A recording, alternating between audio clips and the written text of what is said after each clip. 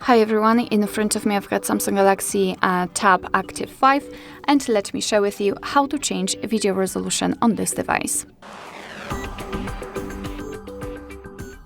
So let's start with opening the camera app, and currently we are in the standard photo mode. So let's first of all switch to the video one. Just tap on the video, and if you can see this red dot inside the shutter button, it means that for sure you're on the video mode.